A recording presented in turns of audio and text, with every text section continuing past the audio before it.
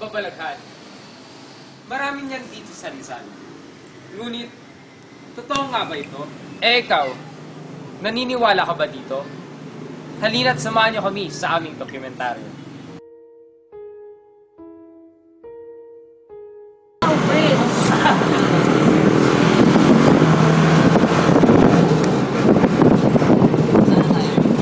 Isaw! We're here in Isaw, so may malayo. Nasaan kayo? May mag-i-interview po sa inyo kasi ako po ang papagamot. Ano po? Ha? May mag-i-interview po sa inyo. Tapos po, ako po ang papagamot. Pagkat yan, malalaman ko kung talagang kayong dalawa ay nagkaka-loves together. Ayan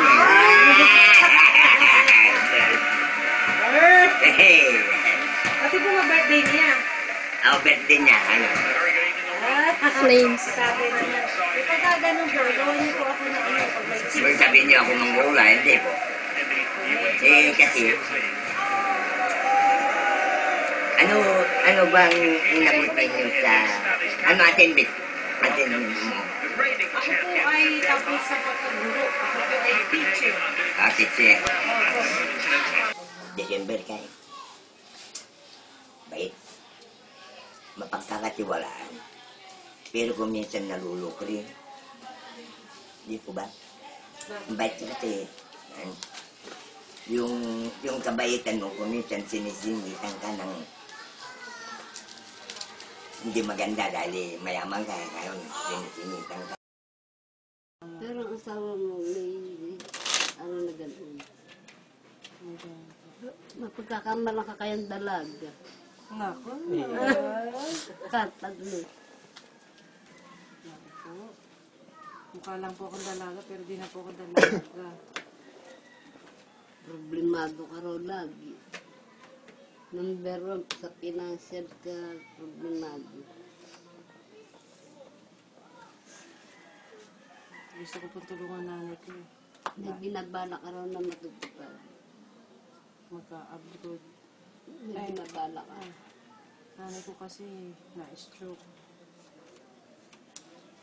Gusto ko kong sustentuhan lahat.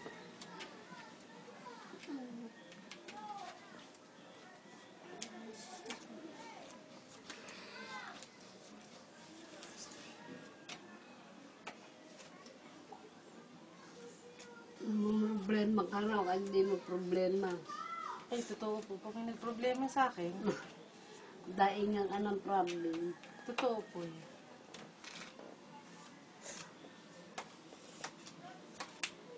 Ayan na, nag-iisa kong apo, hindi. Apo ko yung babae ni anak akong isa. Kaya na yung anak ko sa restaurant at trabaho. Makakabili rin ang sasakyan. Yay! Video time.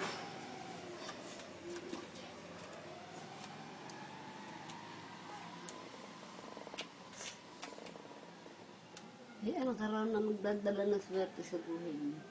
Lahat po yung swerte. Basta may anak ka gano'n. Pangalawa.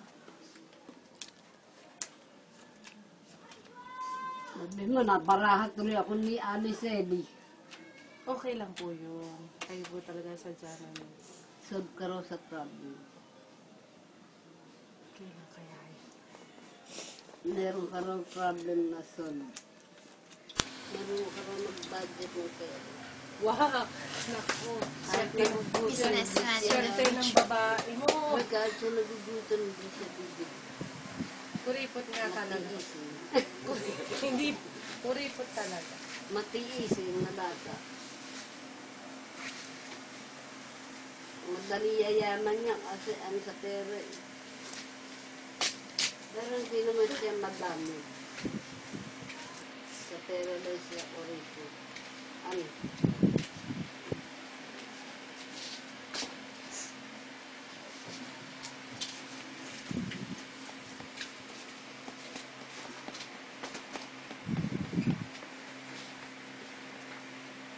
Nagagalit ka raw pag ang babae kikiri-kiri. Meron ka na iiwan. Lalandi. Arati-arati. Oo po,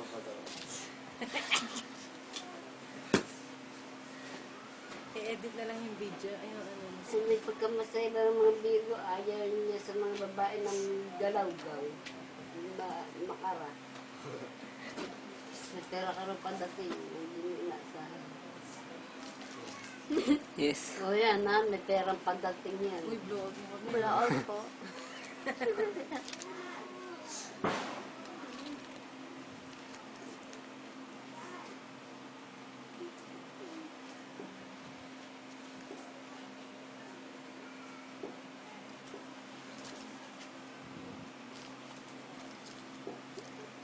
Samad ka raw gumawa pag naandun ka sa inyo.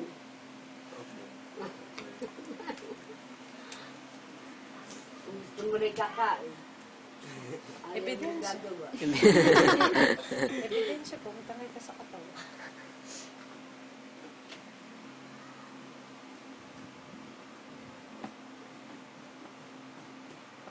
Magkakaroon ka ng happiness. May happiness kayo yung aating. Mag-iwis ka na din, tanong mo kung makakain ka. Sarili.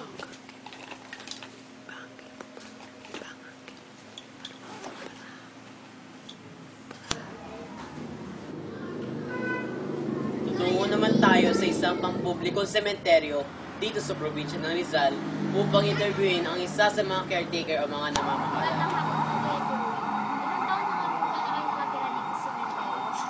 Nasa 20 years. Sa 20 years po pagtira niyo malapit sa cemetery, naniniwala po ba kayo na maraming kaluluwa dito? May nasaksihan na po ba kayo? Pero sa loob ng 20 years, wala pa naman ako sa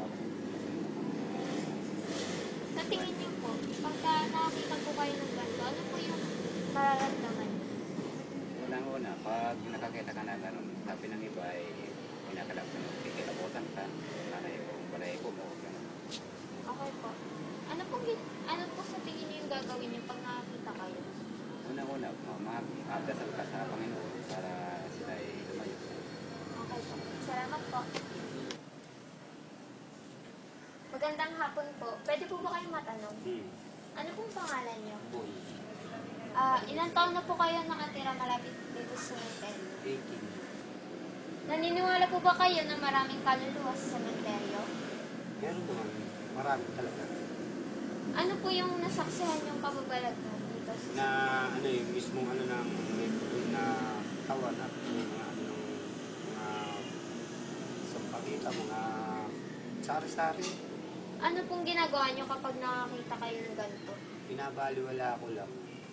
Okay po, salamat po.